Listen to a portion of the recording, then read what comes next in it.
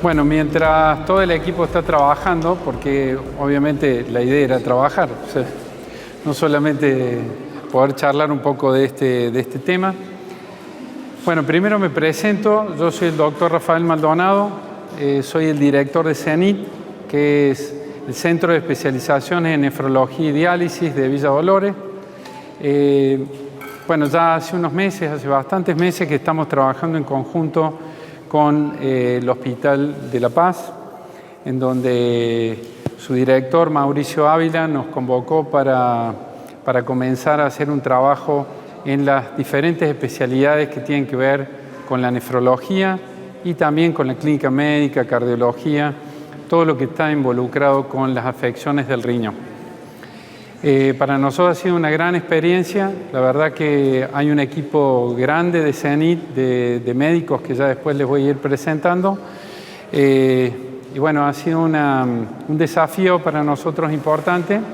Y bueno, desde ya la población de toda esta región tiene la posibilidad de atenderse acá en el Hospital de La Paz con los mismos especialistas que muchos de nosotros venimos de Córdoba y también en Villa Dolores, que hace ya 4 años, CENIT tiene casi 5 años en Villa Dolores, pero antes estabas ahí porque es un centro de diálisis muy reconocido. Se conmemoró ayer, pero por una razón logística y por tratar de poder venir acá el día viernes, se celebró el Día Mundial del Riñón. El Día Mundial del Riñón se celebra hace más de 15 años por iniciativa de la Sociedad Internacional de Nefrología. El objetivo del Día Mundial del Riñón es visualizar estas enfermedades vinculadas al riñón que no han tenido la misma difusión que las enfermedades cardíacas, del cerebro y de otros órganos, por ser quizás el riñón un órgano en donde se manifiesta de una forma bastante silenciosa, es decir, no da síntomas las enfermedades renales hasta etapas muy avanzadas.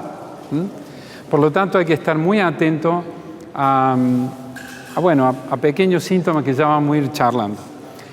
La idea es presentarle, a través del proyecto del Hospital de La Paz, en donde tener en cuenta que la ERC, enfermedad renal crónica, no sé si todos ven de ahí, pero es una enfermedad de alta prevalencia, o sea, lejos de ser una enfermedad poco frecuente, es totalmente lo contrario, pero cuya tasa de diagnóstico sobre su diagnóstico precoz es muy bajo.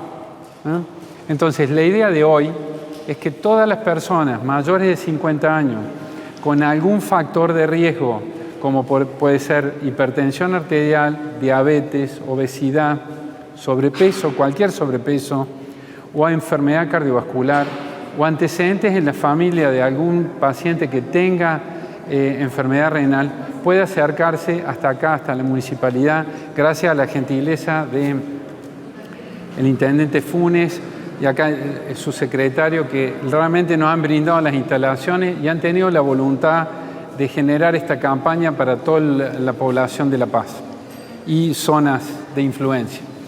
Así que, primero, dar muchísimas gracias por habernos permitido hacer esta campaña, y la idea es que justamente todos aquellos que cumplan con esos requisitos, si son menores de 50 y saben que tienen alguna enfermedad renal, también pueden venir y van pasando por diferentes puestos. El primer puesto de todas las enfermeras del hospital, en donde van a tomar los primeros datos, luego pasan con Lorena y con Melissa, que forman parte del equipo de FUNEIT, que es otra de las entidades de la cual represento, que soy el presidente, Fundación para la Investigación en Nefrología y Trasplante, porque hemos decidido, con la voluntad del doctor Ávila y de toda la municipalidad, poder realizar un pequeño trabajo científico con la voluntad de todos ustedes para ver qué obtenemos de esta campaña en cuanto a la detección de enfermedad renal crónica en esta zona. Así que les pido que en el boca a boca, todos los chicos que seguramente tienen sus padres, sus familiares, sus abuelos, que si están interesados, este es el momento de venir, para que puedan venir, así que vayan mandando mensajes para que la gente pueda aprovechar este momento acá. Mientras más pacientes podamos ver y reclutar, es muy importante para todos. Y después, bueno, todo el apoyo de CENIT, que es como venimos trabajando. Destacar la labor de SIL, que nos ha permitido poder extraer hoy sangre y orina. Vamos a ver la importancia de determinar un simple estudio de sangre y orina puede decirnos si realmente nuestros riñones están en peligro o si realmente tiene alguna enfermedad del riñón. Creo que no me olvido de nadie.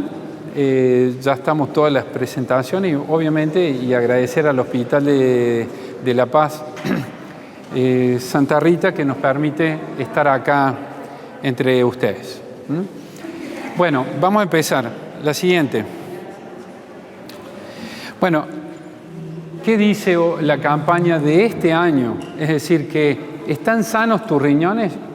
Es decir, nos tenemos que hacer esa pregunta permanentemente a la edad que sea, pero es muy importante plantearnos esto, ya que la enfermedad renal crónica también requiere una salud de riñón. Nosotros tenemos una salud de nuestro organismo, pero tenemos una salud de nuestros riñones también. La siguiente. Bueno, ¿a qué se llama enfermedad renal crónica? ¿Cómo la podemos diagnosticar?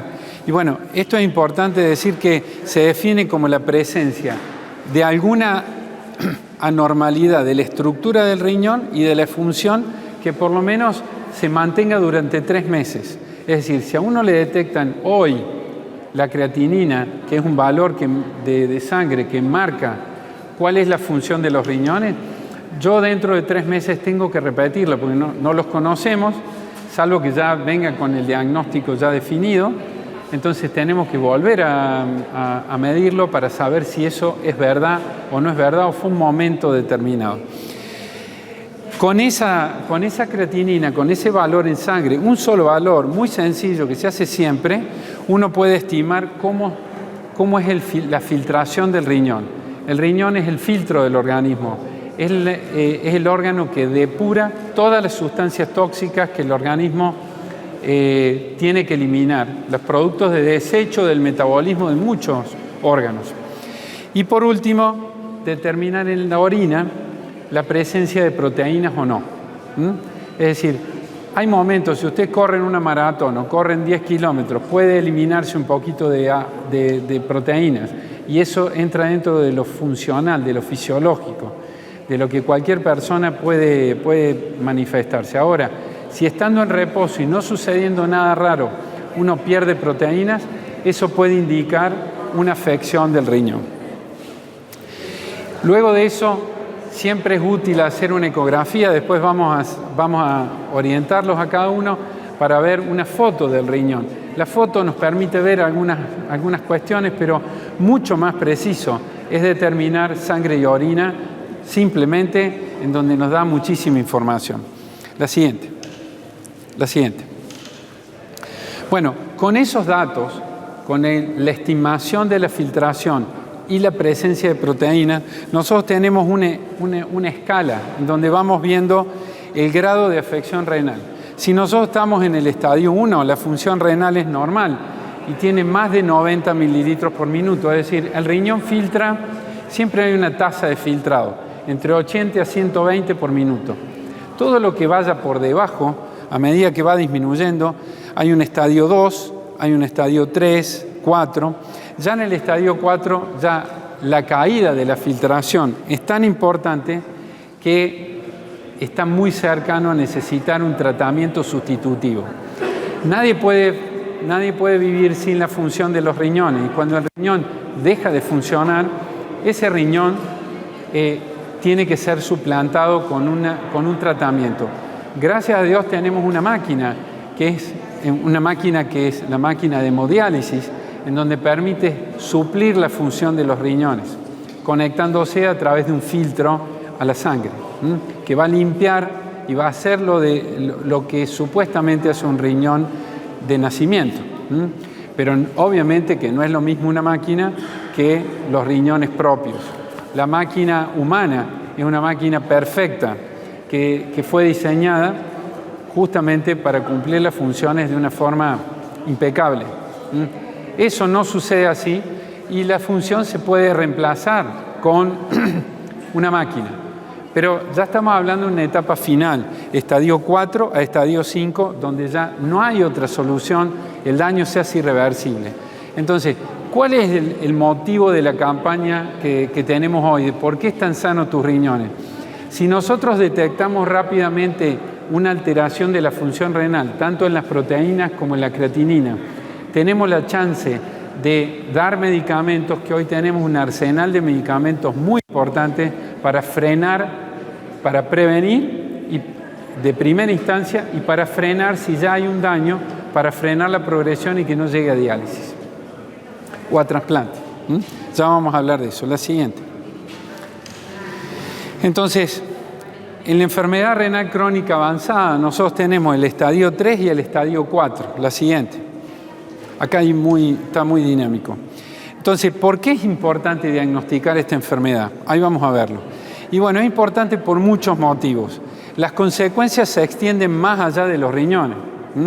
Entonces, ¿por qué es importante detectarlo? Porque las consecuencias son muy importantes. ¿Y cuáles son? Aumenta la mortalidad por cualquier causa. El riñón y el corazón tienen directa relación. Es decir, mientras más enfermos están los riñones, más chance tengo de tener enfermedad cardiovascular y viceversa. Por lo tanto, la mortalidad, ¿de qué se mueren los pacientes con riñón? Se mueren sobre todo de problemas cardíacos, pero que vinieron originados también por la falta de detección de la enfermedad renal. Entonces, si vamos a buscar el diagnóstico en el riñón, y también estamos previniendo nuestra muerte, que eso es muy importante. Hay una menor esperanza de vida. Si yo ya tengo afección renal, nadie puede vivir sin riñones, voy a tener que requerir algún tratamiento sustitutivo o diálisis o trasplante. La siguiente, el impacto multiorgánico, es decir, que el riñón afectado produce anemia. El riñón produce muchas más funciones que depurar las sustancias tóxicas. Ayuda a fabricar glóbulos rojos por la producción de una hormona que se llama eritropoyetina, regula el calcio y el fósforo del hueso, produce mantener cierto estado nutricional del paciente. Entonces, todo eso se va perdiendo y la única no es solamente dejar de orinar o, por otro lado, no depurar las sustancias tóxicas. Por otro lado, si yo no hago nada por mis riñones, voy a progresar y voy a necesitar hemodiálisis. Eso tiene un gasto en salud muy grande y también un deterioro importante. Y por otro lado, favorece la enfermedad cerebrovascular, por lo tanto, no solo cardiovascular, sino también cerebral, a un punto muy importante. Aumentan los costos y aumentan las hospitalizaciones, porque los pacientes renales no pueden ser manejados en forma ambulatoria muchas veces. La siguiente. Entonces, ¿qué sucede? Para que ustedes vean que a medida que cae la filtración del riñón, acá tenemos la filtración del riñón en uno de los ejes y por otro lado, la tasa de porcentaje de mortalidad en años, mortalidad cardiovascular. Entonces, ¿qué sucede? A medida que el filtrado va cayendo, la mortalidad va subiendo. Mortalidad cardiovascular en azul y no cardiovascular, general en naranja. Por lo tanto, fíjense que a medida que va progresando el deterioro se hace mayor, aumenta la mortalidad cardiovascular. Por eso es tan importante. La siguiente. Entonces, el riesgo, la mortalidad en años, aumenta en 5 años. Fíjense, de tener un filtrado normal, que prácticamente no hay más incremento en la muerte, cuando apenas superamos es menor de 60, que cuando empezamos a hablar de insuficiencia renal, la mortalidad sube de una forma rápida. Por lo tanto, el sinónimo es tengo enfermedad renal y posiblemente me muera antes del corazón. Entonces tengo que frenar y detectarla precozmente porque me reduce ese riesgo. La siguiente. Entonces, pero fíjense esto, a medida que crecemos en años, en edad, obviamente que el porcentaje de enfermedad renal es mayor. Hoy en día, 1 de cada 8 personas en Argentina tienen algún grado de afección renal y muchos de ellos no lo saben. Y el otro tema es que a medida que aumenta la edad, mayores de 65 años, por ejemplo, tienen 40% de probabilidades de tener enfermedad renal, hoy en Argentina. Entonces, fíjense, mayores de 75 tienen 10 veces más posibilidad de morirse del corazón, porque obviamente tienen otras chances más incrementadas. Entre 45 y 54 años, la edad más productiva, hay 100 veces más posibilidades con afección de riñón de morirse. Y cuando son mucho más jóvenes y no se detecta la enfermedad entre 25 y 34 años, hay 500 veces más posibilidades. Es una enfermedad realmente muy importante y que impacta y multiplica las posibilidades de esto. La siguiente. Bueno, entonces, ¿qué sucede? La tasa mundial de mortalidad estandarizada, fíjense lo que es la enfermedad pulmonar obstructiva que llamamos EPOC, ha bajado un 41%. El cáncer ha bajado un 15% en la mortalidad a lo largo del tiempo con nuevas drogas, etc. La enfermedad cardiovascular. Hoy tenemos un montón de medicamentos para controlar el colesterol, para controlar la insuficiencia cardíaca. Ha bajado 30% la mortalidad. Pero sin embargo en el riñón eso no se observó una disminución, todo lo contrario. Hay 2 enfermedades en el mundo que han crecido en la mortalidad y el impacto, el Alzheimer y la enfermedad renal crónica. Y si nosotros proyectamos al 2040, que ustedes sí van a vivir el 2040, yo no sé si voy a llegar, pero al 2040 realmente la enfermedad renal va a ser la 5ª causa de muerte en el mundo. Entonces uno dice, pero esto no sé si va a tener impacto, no sé si yo alguna vez voy a tener. Sí que hay posibilidades porque obviamente todo esto ha cambiado mucho. La siguiente. Entonces, a la salud renal se le presta mucho menos atención que a otros factores de riesgo. Menos del 10% de los pacientes con enfermedad renal crónica son conscientes de su enfermedad. Entonces, hoy venimos a visibilizar esta enfermedad. Es decir, esta campaña, el único objetivo que tiene, es decir, que los riñones también pueden matar, como puede matar el corazón o como puede matar una enfermedad de otro tipo. Entonces, si nosotros la detectamos precozmente, tenemos mucha más chance a sobrevivir a eso y hacerlo correctamente, y ni siquiera necesitar diálisis. La siguiente.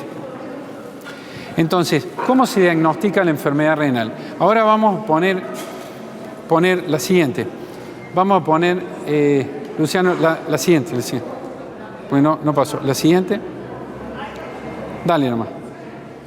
Bueno, entonces, ¿cómo lo hacemos? Y lo hacemos, acá está el SIL, está presente justamente ¿en qué? En una detección de sangre, en donde vamos a medir la creatinina. La creatinina, ¿dónde está en nuestro organismo? En el músculo.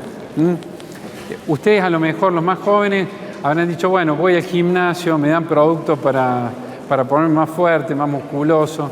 La famosa creatina que tiene muchos de los suplementos. Les recomiendo que tengan mucho cuidado con eso. No siempre está indicada.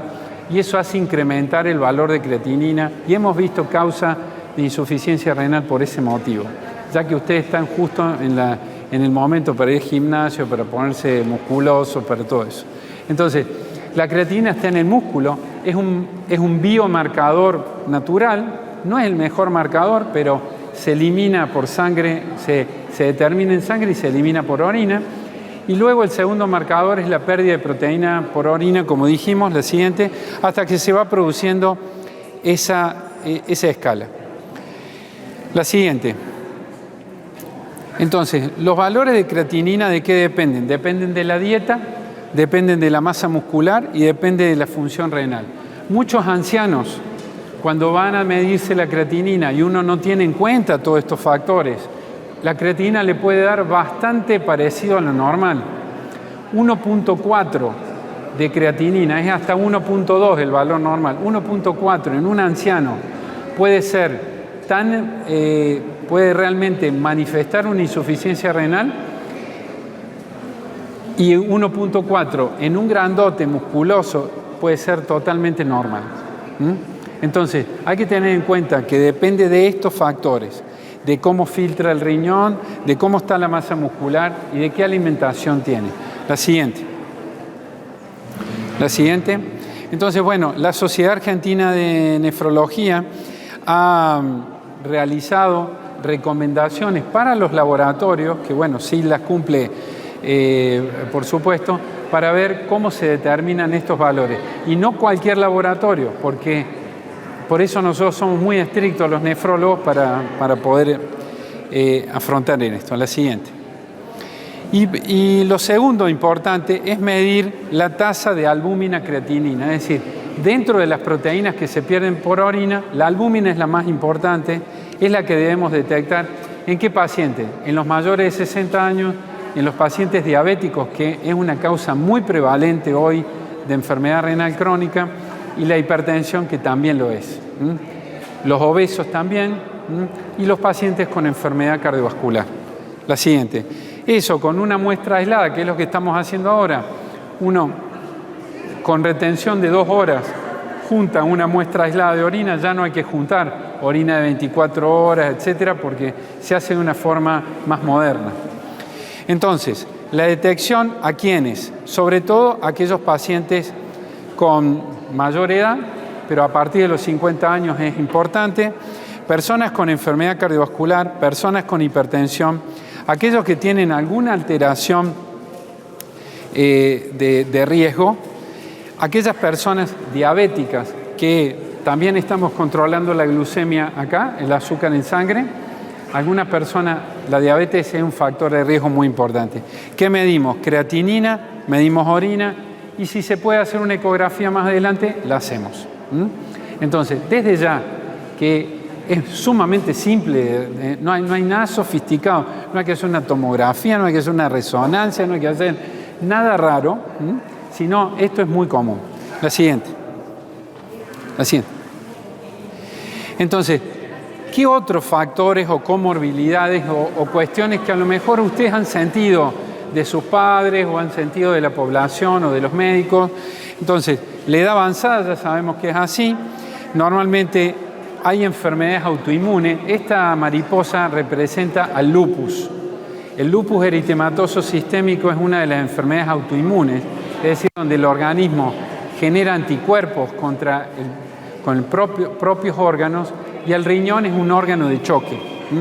Se da sobre todo en mujeres más jóvenes y que tienen muchas otras manifestaciones además de la del riñón.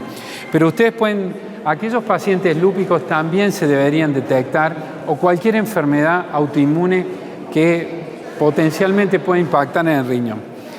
Pacientes con VIH o otros virus que sabemos que afectan el riñón, tanto las drogas como el VIH es importante. Que tengan historia familiar, algún familiar que haya pasado o por diálisis, por alguna afección como a lo mejor cálculos renales, litiasis, hipertensión, diabetes, lo que sea, deberían controlarse. Factores de riesgo genéticos que son más difíciles de determinar. Exposición ambiental, esto sí me interesa en la zona. Acá hay una zona de cultivo de papa muy importante en toda la región. Y eso es un dato no inferior. La gente que se dedica a la recolección de la papa, yo veo muchísimos pacientes que están en ese rubro, muchas veces no toman el líquido suficiente, están expuestos al sol permanentemente, tienen jornadas laborales bastante extensas, en momentos de mucho calor, sobre todo en el verano. Esos pacientes deberían controlarse muchísimo más que los otros, porque están expuestos sus riñones a tener cierto sufrimiento. Antecedentes de haber tenido una insuficiencia renal aguda o haber tenido un embarazo con hipertensión, en el caso de las mujeres, es importante también. Todos aquellos que consumen o se automedican con antiinflamatorios, sobre todo que es de venta libre, también son importantes porque potencialmente pueden dañar el riñón. Y hoy una verdadera pandemia que estamos llevando adelante, que es la obesidad y el sobrepeso, que más del 50% de la población de Argentina está expuesta a este problema. La siguiente. Bueno, entonces, justificación del diagnóstico es reducir la progresión y las complicaciones y obviamente detectarlo lo más precozmente posible. Si hoy nosotros podemos detectar a 4 o 5 personas, esas 4 o 5 personas tienen muchísimas chances de seguir sobreviviendo, de recibir medicamentos, de consultar. Entonces, no hay que tener miedo a los diagnósticos, sino hay que tenerle la prudencia y el respeto que corresponde. La siguiente. Bueno, ¿cuál es el contexto? Esto acá vamos a ir pasando más rápido. ¿Cuál es el contexto argentino de la enfermedad? La siguiente, de la enfermedad renal. Fíjense que en todo el mundo, este es un mapa mundial donde estamos ubicados nosotros. Alrededor del 12% está la Argentina, en esta zona, similar a lo que es Latinoamérica, figura Chile. América del Norte, mayor también, porque tiene más obesidad, más diabetes, más hipertensión, cerca del 15%. Y en general, salvo la región de Asia, que es un poco menor, el resto está alrededor del 10% la población general. Es una prevalencia importante. La siguiente. ¿Qué pasa en Argentina? Está en el 12.7%, de los cuales la afección renal más importante es estadio 3 a 5, 9.5%. Es muchísima gente. Aquellos que tienen afección renal se calcula que son 4 millones de personas en Argentina. Es muchísimo y muchos de ellos no lo saben. Entonces, es muy importante y tiene que impactarle estas cifras. La siguiente. La siguiente. Otra más. Bueno, entonces, según los datos del INDEC, que nosotros, la esperanza de vida en los argentinos es 76.9, casi 77 años en el 2019. Y casi 5 años más que los 72, que es la media mundial. No estamos tan mal en la expectativa de vida. Pero a medida que nosotros vamos aumentando la prevalencia de estas enfermedades, la esperanza de vida va a caer considerablemente. La siguiente. Entonces, fíjense que todo esto se relaciona en función de la pobreza, que es y hay que hablarlo con todas las letras, es un factor de riesgo muy importante y obviamente nosotros tenemos una población de más del 40% de pobres, por lo tanto, fíjense, en cualquier zona de Argentina que ustedes vean, del 35, 38, 40, 48 y en la tasa de indigencia. La siguiente. Esto tiene directa relación casi en un 233% en las zonas de bajos recursos. La siguiente. Hay un mayor impacto de la pobreza y eso tiene directa relación a la enfermedad renal crónica. Es así, tal cual hay mala alimentación, hay dificultades, hay más comida chatarra, hay consumo de más comida chatarra, hay más obesidad, hay muchísimo más sobrepeso, hay más hipertensión, más consumo de sal, diferentes cosas que van impactando en esta enfermedad. La siguiente. La siguiente. Entonces, la situación cuando ya llegamos tarde, cuando hay una enfermedad renal crónica avanzada y el daño es irreversible, hay dos caminos. O nos salvamos, o sea, con el tema del tratamiento sustitutivo en hemodiálisis, la máquina de diálisis no viene a complicarle la vida, porque muchos de ustedes pensarán, algún familiar entró en diálisis, se murió, pasó tal cosa. No, acá lo que mata es la enfermedad renal. La diálisis viene a salvar vidas, pero lo que más salva vidas y el tratamiento de elección cuando ya no hay mucho por hacer y se llega tarde, muchos pacientes en esta región se llega tarde y ya caen para entrar a diálisis, también se puede ofrecer el trasplante renal. El trasplante renal es el tratamiento de elección. Otra de los lugares donde yo trabajo, yo soy el jefe de nefrología y trasplante de la Clínica Vélez Sarsfield en Córdoba.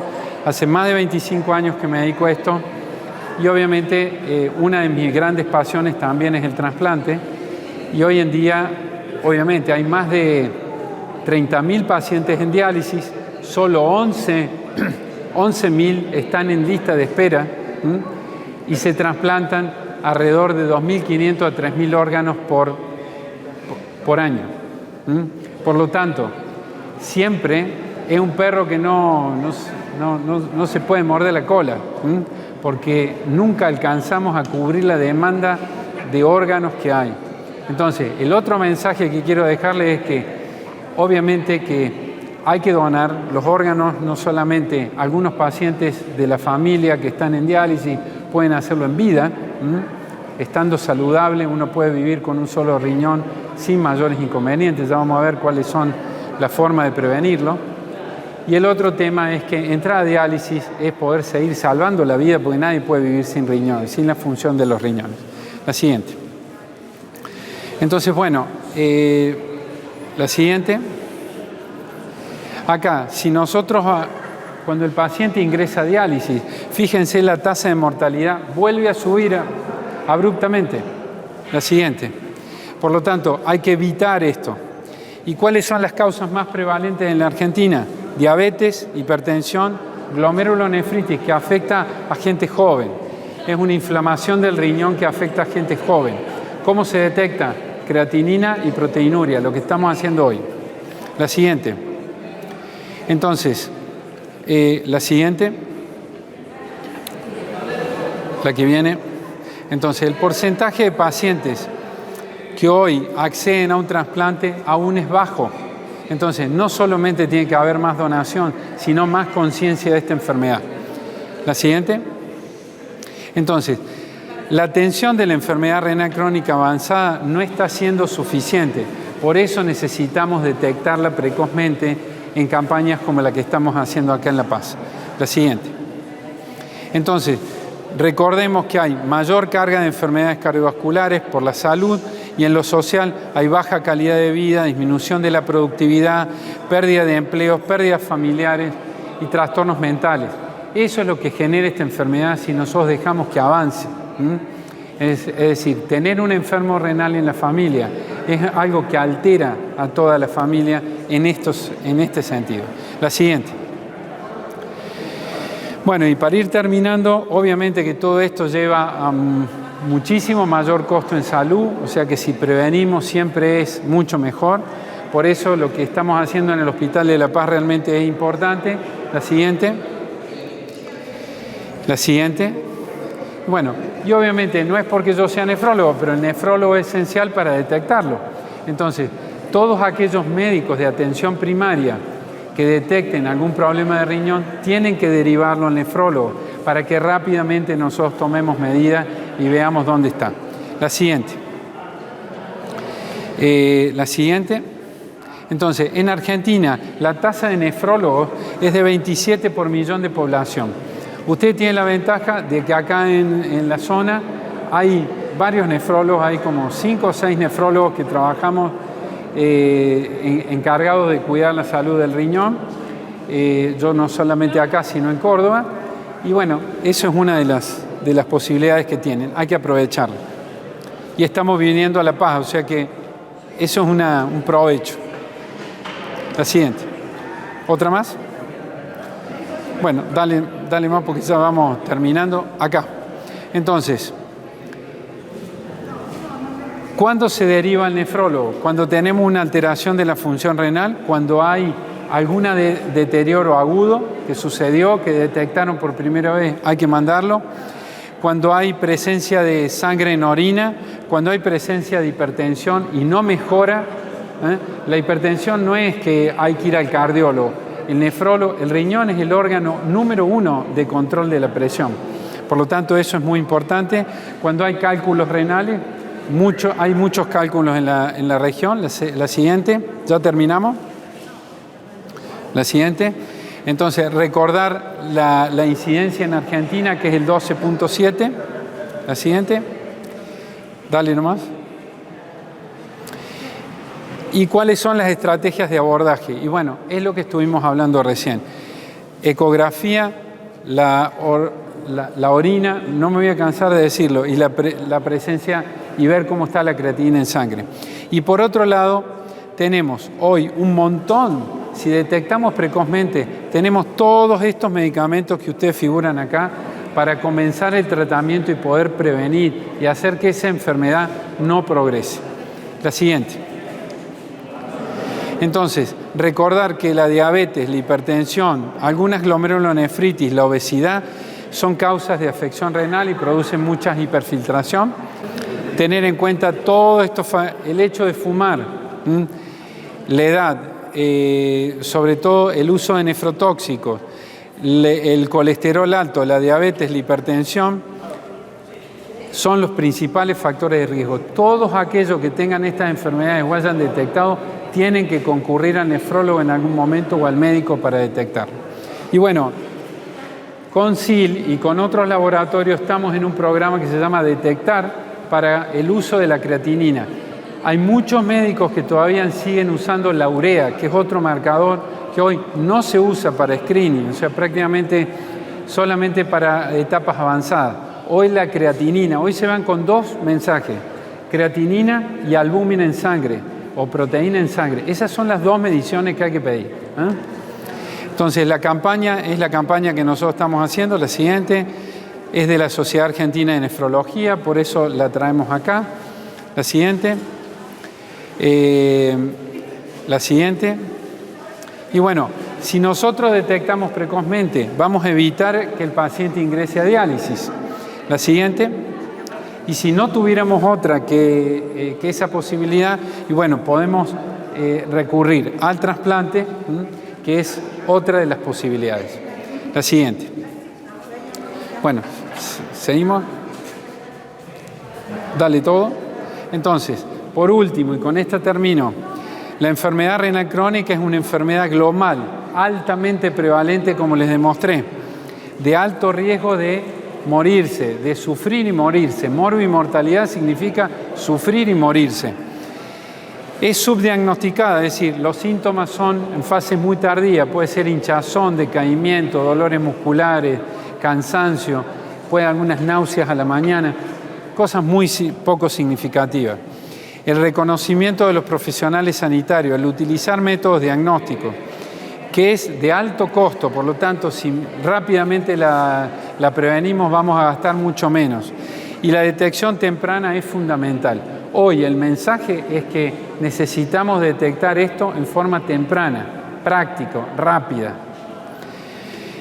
reconociendo y la derivación oportuna al nefrólogo. ¿Seguimos? Bueno, y eso es todo. Muchísimas gracias. Espero que hayan podido entender.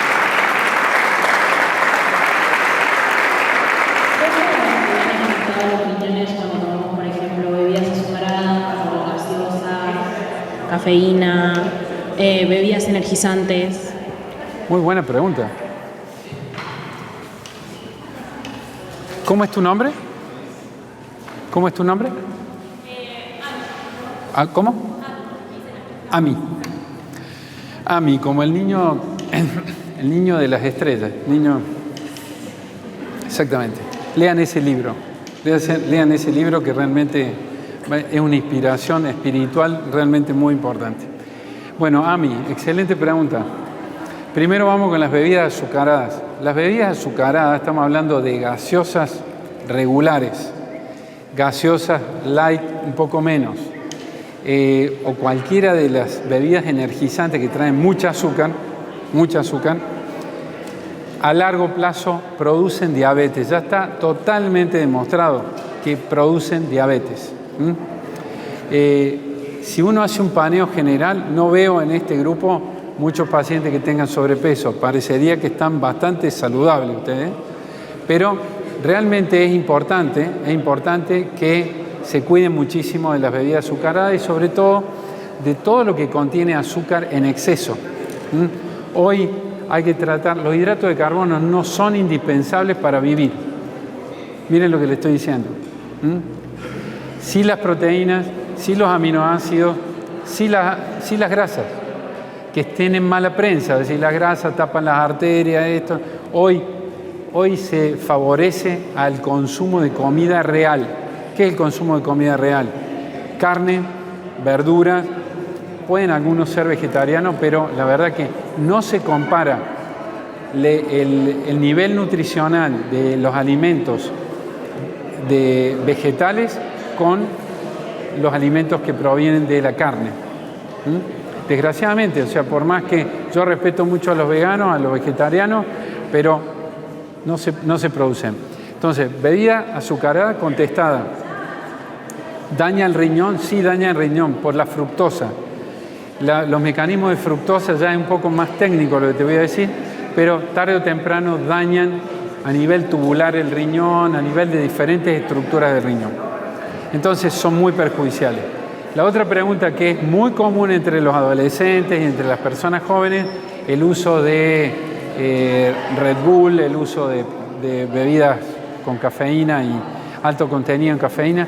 Si ustedes no tienen ningún antecedente, son saludables, consumir es como consumir 5 o 6 o 8 cafés al mismo tiempo. Por eso los mantienen tan despiertos y es un estimulante muy importante. Ahora, si ustedes tienen alguna afección de riñón, de corazón, no lo saben, no son hipertensos, va a subir la presión, puede generar arritmias. Es lo mismo que le digo a mis hijos, y mi hijo tiene la edad de ustedes. Por lo tanto, hay que tener mucho cuidado. Y te sumo una más, que es el tema de los suplementos, que ya lo hablamos, suplementos para el gimnasio, para nutricionales que tienen más proteínas. Pueden usar suplementos con proteína, pero no que tengan creatina. Es conveniente que no. En algunos casos puntuales de gente desnutrida que puede ser beneficioso, pero yo no lo recomendaría para personas sanas. ¿Te contesté la pregunta a mí? ¿O? Excelente. ¿Algún otro que tenga alguna preguntita? Muy bien, muy bien. Están con ganas los chicos. Nombre. Sebastián.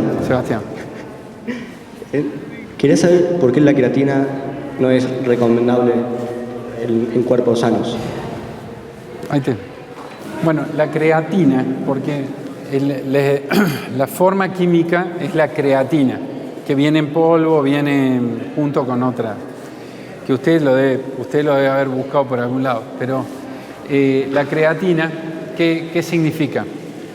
La creatina hace que es como una estructura un poco anterior a la creatinina, se va a transformar en creatinina en el músculo y va a favorecer que vos tengas más masa muscular, a punto de partida de una hipertrofia de tu músculo. Eso, a nivel del riñón, puede producir hiperfiltración. Es una carga de proteína fuerte, que el riñón lo sensa filtrando más. Tiene que trabajar de más el riñón cuando uno le pone carga de proteínas de ese tipo, sintética. Diferente es que vos comas huevo, que comas una alimentación muy rica en proteínas, que hoy está recomendado. El riñón trabaja un poco más, sí, trabaja un poco más, pero no a ese nivel. Esa es la primera explicación. Y la segunda explicación, que potencialmente pueden dañar una de las estructuras del riñón. Lo hemos visto. Tengo pacientes escaladores, montañistas, que se tienen que fortalecer muchísimo para poder hacer su deporte y que, bueno, a uno lo tuvimos que biopsiar y encontramos enfermedad vinculada con eso.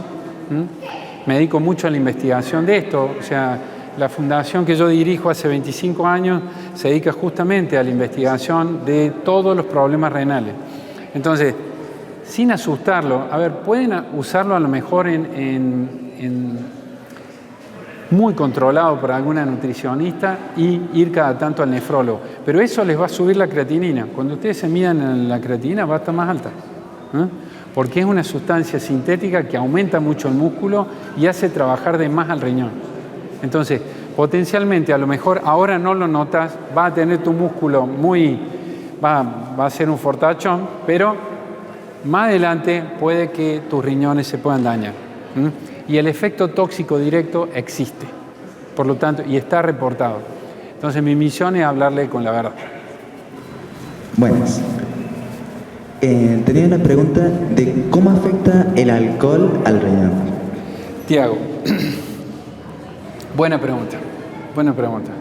El alcohol, está mencionado los hábitos tóxicos. Todo hábito tóxico hace que potencialmente pueda dañarse el riñón. Lo hace por muchos mecanismos el alcohol. El alcohol no solamente es dañino para el riñón porque primero favorece la hipoglucemia, favorece que baje el azúcar. Ustedes por ahí están en una fiesta, empiezan que un fernecito, que otro fernecito, que esto, que lo otro, empieza a bajar el azúcar. Si ustedes no comen y no va en relación a lo que están tomando, realmente es peligroso porque obviamente la hipoglucemia puede generar también una descompensación general y deshidratarse. Entonces, esa deshidratación del alcohol en un estado, digamos, alcoholizado, puede favorecer insuficiencia renal aguda. Y es una causa común en los jóvenes, cuando se pasan realmente fuerte. Segundo mecanismo es cuando ya el alcohol se hace crónico y puede haber alguna afección hepática, en donde el hígado y el riñón también, hígado y corazón, trabajan muy de la mano, como dos hermanos inseparables del riñón, porque el riñón tiene que, todo lo que el hígado no puede hacer, o que el corazón no puede hacer, lo tiene que hacer el riñón. Y el riñón no lo puede hacer si está enfermo. Entonces, cargarlo de alcohol puede tener relación eso. Y el tercer mecanismo es un daño tóxico directo, directo. Pero la gran mayoría de las veces está vinculado con deshidratación. Es decir, que si uno toma alcohol, tiene que tomar agua al mismo tiempo. Y de esa forma no solamente no se van a alcoholizar, sino que de alguna forma van a compensar los mecanismos que el alcohol produce en el organismo en general. Pero esas son las cosas más importantes. Muy buena pregunta. Buenas.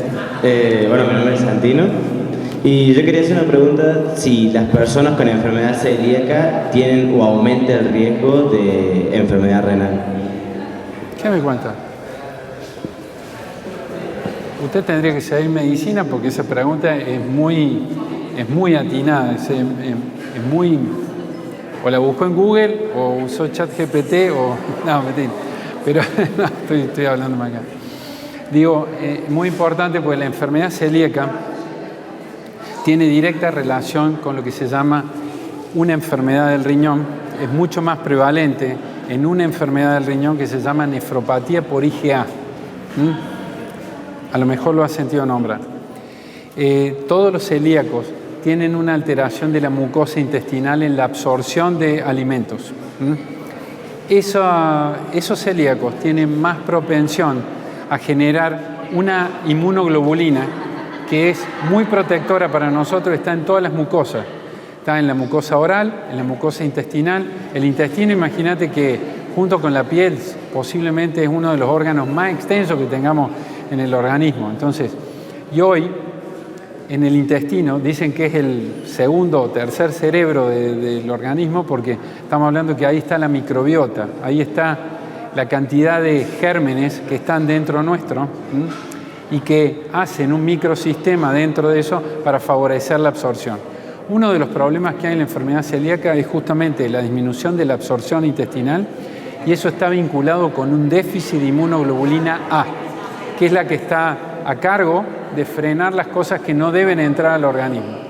Si esa IgA se altera, se glicosila, se azucara, es como si se pusiera más dulce la inmunoglobulina A, el organismo deja de reconocerla y la toma como algo totalmente extraño. Y eso filtra por el riñón y genera nefropatía por IgA.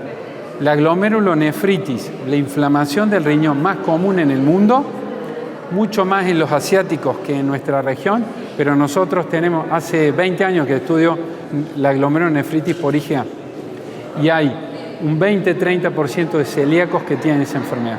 Por lo tanto, tu pregunta es muy puntual para el nefrólogo porque todos los celíacos tenemos que investigarles si no tienen esta enfermedad también, si no pierden proteínas. Si alguno de ustedes es celíaco, no se asuste, pero puede hacer una consultita con el nefrólogo para quedarse tranquilo que no pierda proteínas, que esté todo bien, porque no todos los celíacos lo van a hacer, sino aquellos que tienen más alteración de esta inmunoglobulina.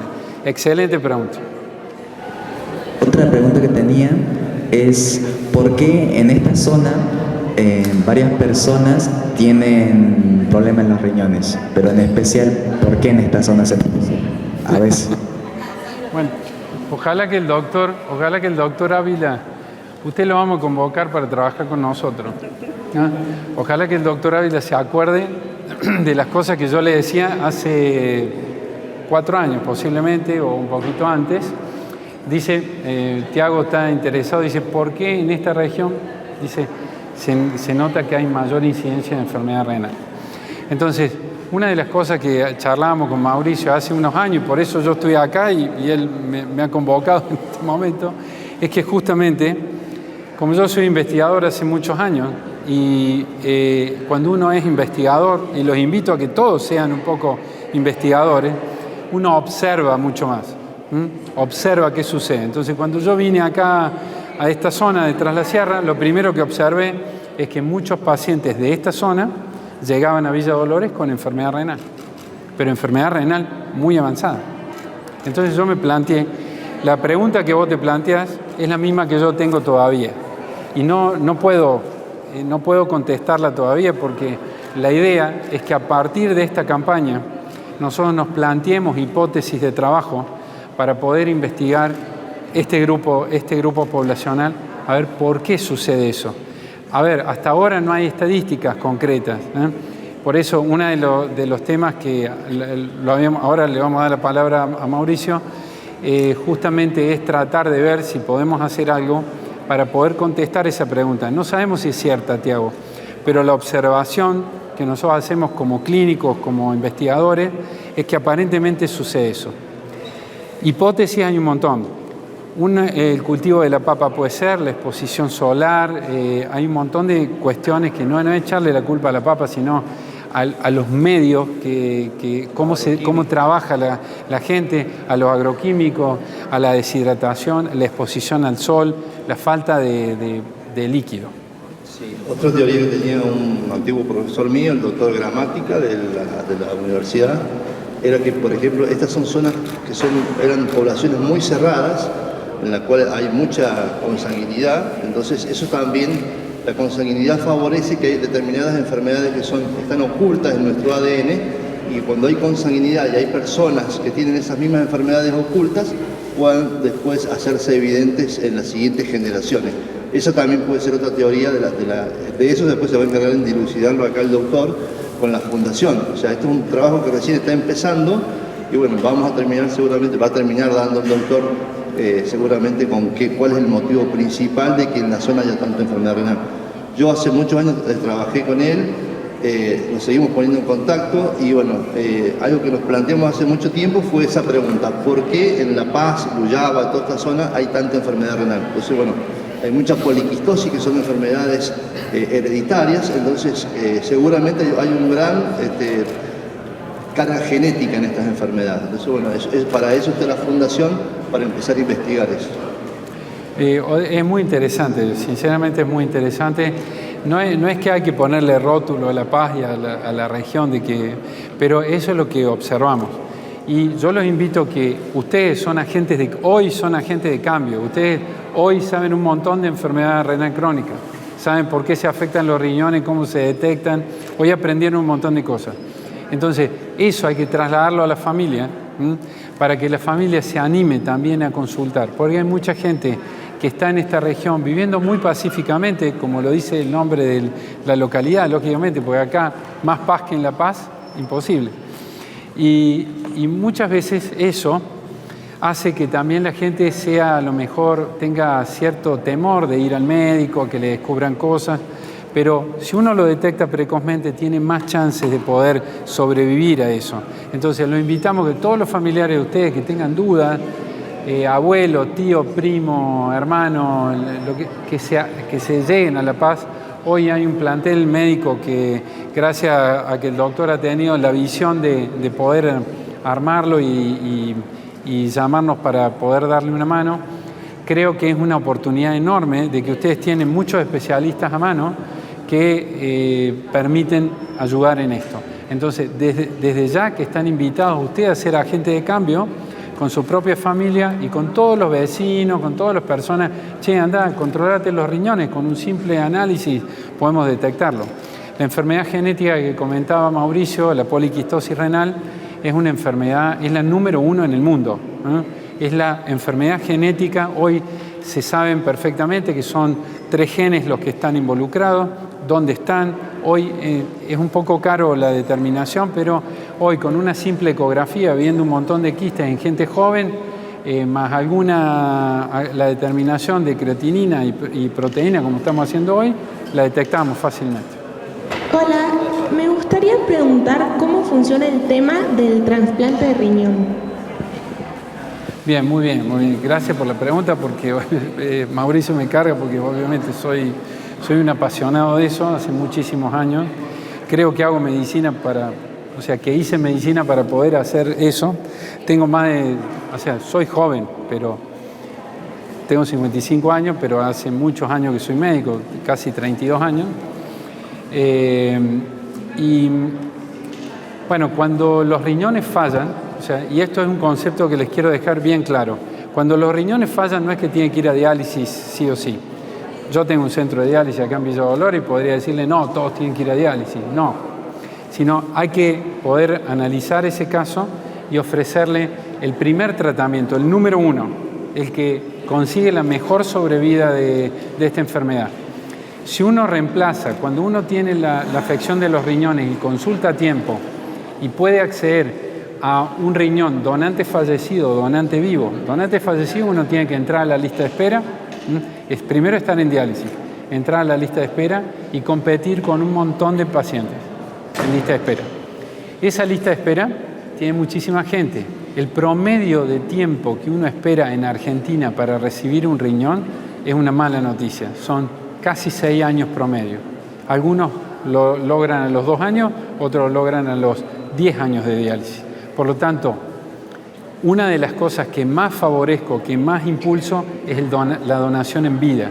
Es decir, si usted tiene un familiar con problemas renales y está en diálisis o está por entrar a diálisis, ustedes pueden donar el riñón siendo mayores de 18 años y estando en perfecto estado de salud. Lógicamente, siempre los jóvenes tratemos que sean los últimos donantes, pero sí las personas un poco más adultas que hayan pasado más tiempo y tengamos más seguridad. Entonces, el trasplante de riñón viene a salvarle la vida a estos pacientes de una forma no solamente en sobrevida, en poder vivir más, sino en calidad de vida. No se compara la calidad de vida. La sobrevida en diálisis hoy promedio en la Argentina son 5 años. Desde que uno ingresa a diálisis son 5 años. La sobrevida promedio de un trasplante renal donante fallecido son 18 años. Y la sobrevida de un donante vivo son 22 años. Por lo tanto, si uno le pasa a los 40 años y recibe un riñón, a lo mejor puede ser la única vez que necesite un riñón y se termina muriendo con ese riñón por otra causa. Entonces, el acto de donar en vida o la donación fallecida para poder acceder a un trasplante, que es el tratamiento de elección de esta enfermedad, es un acto de amor enorme. Entonces, lo que vos estás preguntando es algo que arrastra una emoción tremendamente importante que puede solucionar y salvar una vida. Por lo tanto, gracias por la pregunta y es que se vayan también con la idea de que el trasplante es el tratamiento de elección de esta enfermedad, donde tenemos que apuntar ya cuando llegamos a un punto que no se puede hacer más nada. Yo quería preguntar porque las enfermedades de glándula, por ejemplo el hipotiroidismo, que sabemos que afectan al metabolismo directamente, si también tendrían algún tipo de riesgo mayor que lo normal. Son muy picantes estos chicos, están bien preparados estos chicos, así que, bueno, desde ya le digo, le saco ese mito, o sea, esa glándula que usted tocó es importante, el hipotiroidismo es también un poco de alta prevalencia. Para mí, sobrediagnosticado, hoy hay mucho más diagnóstico de hipotiroidismo de lo que realmente hay en la realidad, porque hoy una hormona tiroidea apenas por encima, soy hipotiroideo, vamos, y yo no siempre, yo además de nefrólogo soy clínico, tengo las 2 especialidades y en eso no concuerdo mucho.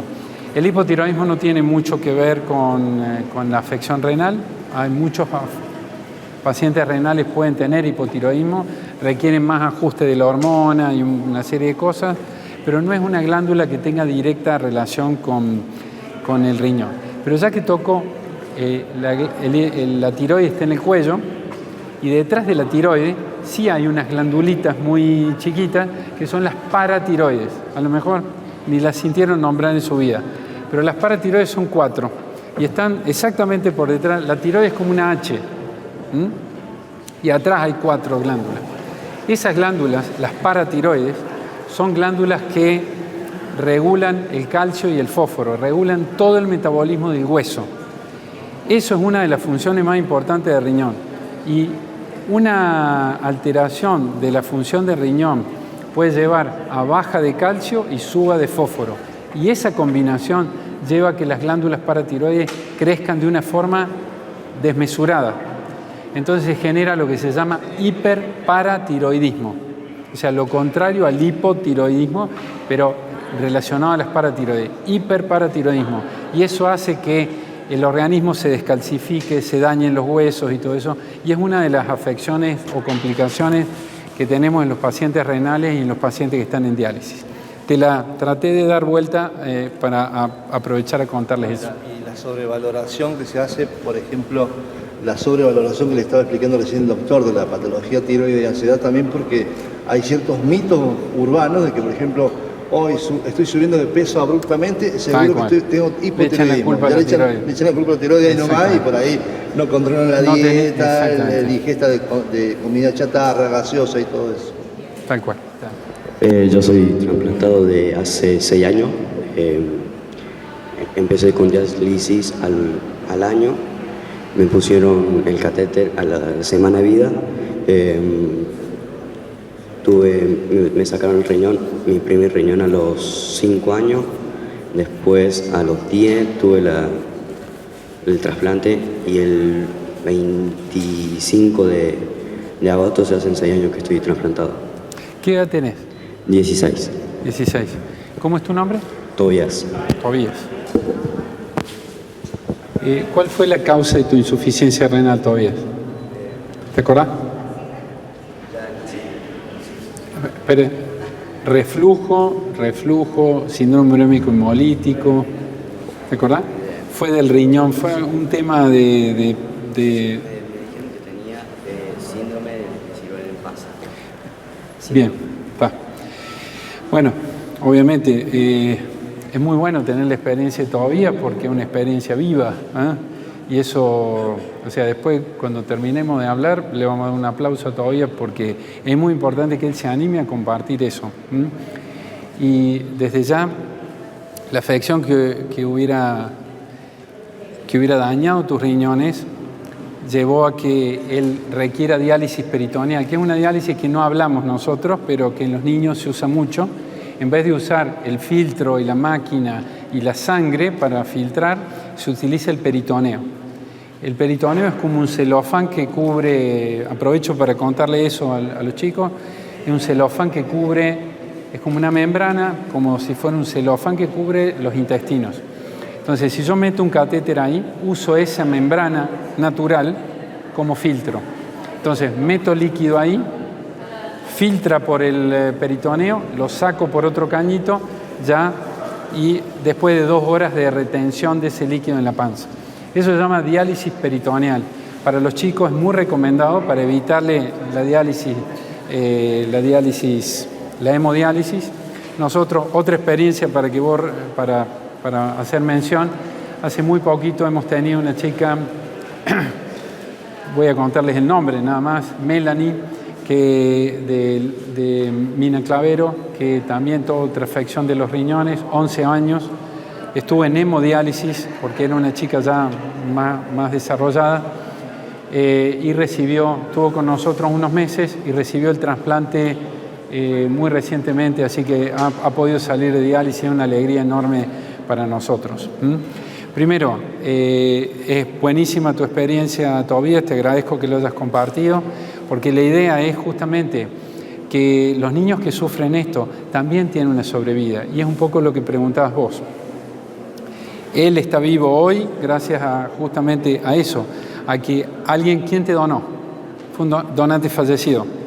Bueno, gracias a que hubo una familia que perdió un familiar y que tuvieron el acto de amor gigantesco, porque en ese momento de dolor poder donar un órgano es realmente para sacarse el sombrero, para generar son verdaderos héroes que tenemos entre nosotros, y él está vivo gracias a eso. Entonces, y hoy podés hacer una vida bastante normal, tomando tus medicamentos y todo, pero él es la experiencia en vida de lo que yo le estoy diciendo es que es verdad. Es decir, que el trasplante es el que logra calidad de vida, volver a hacer tu actividad, no depender de ningún catéter, ni ninguna diálisis, ni nada, y poder volver a la actividad normal. Por lo tanto, felicitaciones. Yo le damos un aplauso todavía. Y bueno, la idea es justo eso. Gracias por... ¿Alguna pregunta más? ¿O vamos cerrando? Sí, señora. Buenos días. En un paciente diabético que haya perdido sus riñones y esté con hemodiálisis, ¿qué es recomendable en un posible trasplante? ¿El riñón solamente o también el trasplante doble, riñón y páncreas? ¿Qué duración tiene cada uno? Recién el de riñón lo explicó un poco. Me gustaría saber el de los dos órganos. La felicito por la pregunta porque acá se hacen preguntas muy, muy buenas. La verdad que, bueno, gracias por la pregunta. Vamos a discriminar dos cosas. El trasplante doble de reno pancreático, para lo cual me estuve entrenando afuera durante muchos años para hacer eso, es una cosa indicada en el diabético tipo 1. El diabético tipo 1 es una enfermedad autoinmune, una enfermedad diferente al diabético tipo 2, obeso, que tiene otro perfil. Los dos se llaman diabetes, pero no son lo mismo. Es decir, el diabético tipo 1 tiene anticuerpos que dañan el páncreas y por el cual termina perdiendo la función pancreática, y como una consecuencia de la diabetes tipo 1, a partir de los 15, 20 años se empieza a afectar los riñones si uno no puede controlar muy bien el azúcar y todo eso. Por lo tanto, ese paciente diabético tipo 1, obviamente que tiene que pasar un filtro de los estudios pretrasplante. La indicación es primero trasplantarse lo antes que se pueda.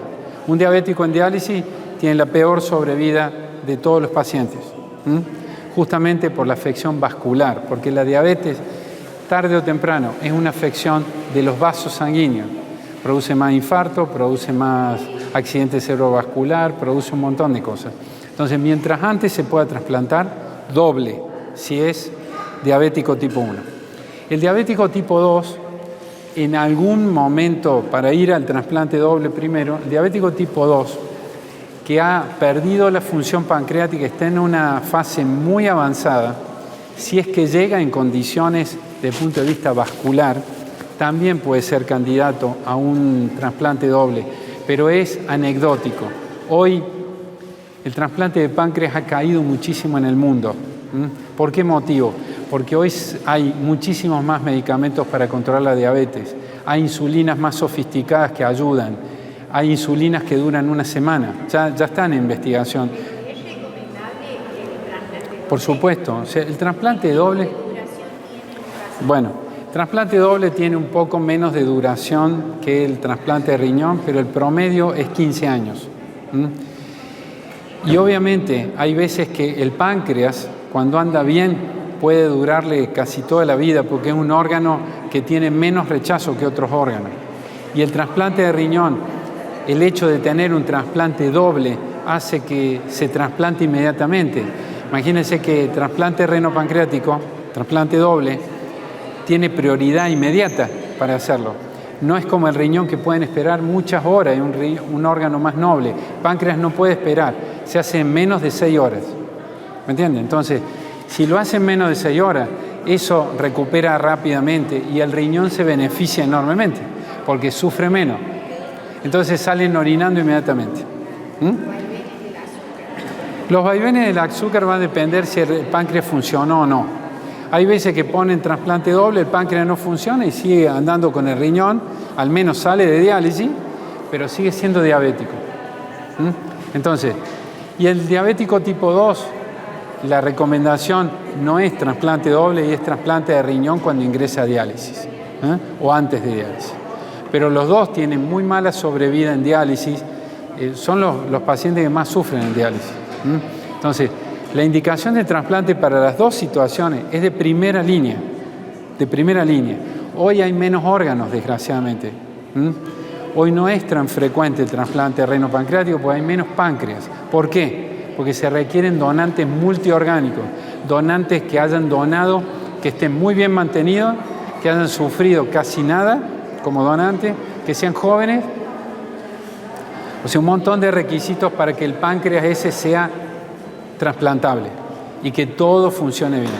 Como promedio tiene 15 años de sobrevida, pero yo conozco pacientes reno-pancreáticos acá y afuera que tienen más de 20 años de trasplante. Entonces, ¿toma mayor cantidad de profesores? no, eso no es tan así, no es tan así. El tema de tener un trasplante doble depende de la compatibilidad HLA, ya es un tema muy técnico, es si puede tener más rechazo o no. Si tiene buena compatibilidad y el trasplante se hizo correctamente, no hay gran problema con el rechazo. Ahora, si se hizo un trasplante reno-pancreático y la compatibilidad no es tan buena, pasa con el riñón igual.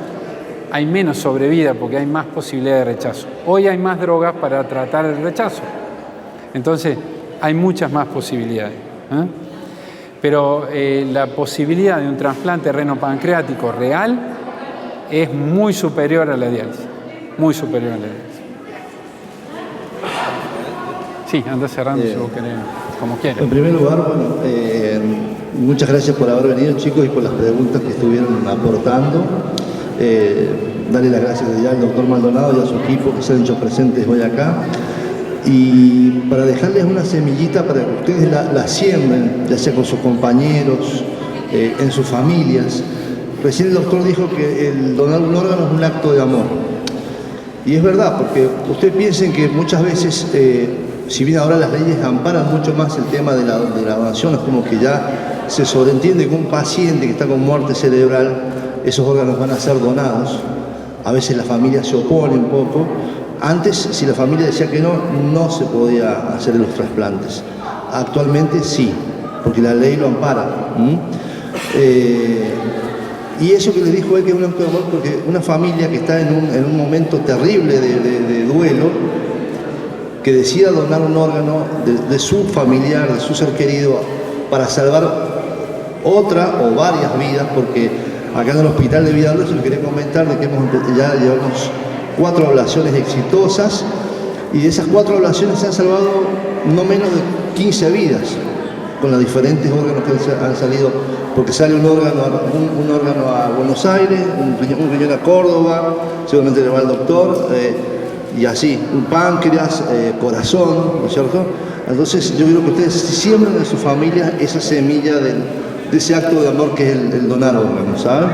Así que bueno, les agradezco y bueno, gracias Rafael por haber venido. Una última cosa, reconocer toda la labor que están haciendo sobre todo en la unidad de cuidado intensivo del Hospital de Villa Dolores, que es el hospital regional de referencia que tenemos acá en la zona, en el cual Mauricio es parte del equipo y él ha participado en las ablaciones. Yo siempre digo, cada vez que hay una ablación de Villa Dolores, yo me siento como si fuera mía también. Entonces, y bueno, muchas veces en los últimos 2 operativos que hemos tenido, nos ha tocado, yo como jefe de trasplante de la Vélez Sarsfield, nos ha tocado colocar dos pacientes trasplantados con órganos de Villa Dolores. Por lo tanto, realmente es una comunidad sumamente solidaria y el equipo médico del hospital, de la unidad de cuidado intensivo del hospital, realmente de primerísimo nivel, tanto el doctor Bonifaci, el doctor Ávila y muchos de los médicos, doctor Conforti, que realmente tienen una visión muy clara de que todas las personas que tienen, desgraciadamente, que ya no hay forma de sacarlo adelante dentro de esa situación de prácticamente de muerte ominosa y que puedan tener posibilidades de donar, han logrado las donaciones y eso es para realmente aplaudirlo porque en esta región es una de las regiones que más ha donado en los últimos años en Córdoba, en donde ha caído la donación desgraciadamente en toda Córdoba. Pero Villa Dolores ha sido realmente pionera en eso y el año pasado han demostrado que se puede hacer y se puede hacer en forma excelente. Así que mi idea siempre fue venir a Córdoba, a esta región, para seguir haciendo la medicina que yo quiero hacer, ofreciéndole a la gente lo mismo que ofrecemos en Córdoba, que no haya ninguna diferencia, tanto en Villa Dolores como en La Paz. Y bueno, agradecerle a Mauricio y al intendente y al secretario la confianza en nosotros, la confianza en el equipo. Hoy el equipo se conforma de nefrólogo, está Melisa Alcalde, que también trabaja en la localidad de Merlo y actualmente es una de las coordinadoras del centro de diálisis que hay en Villa Dolores, el cual dirijo. Después está el doctor Bonifaci, la doctora Priscila, que es clínico y cardiólogo, que también están dentro del equipo que atiende acá en La Paz.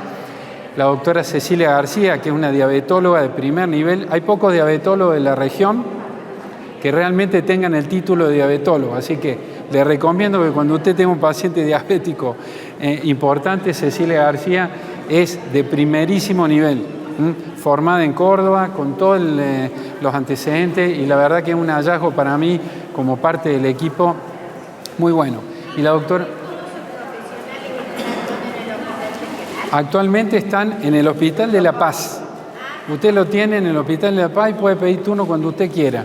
Y el otro tema es la doctora Marcela Giacometti, que es una cardióloga que viene de Córdoba, que esa sí solo atiende en Villa Dolores.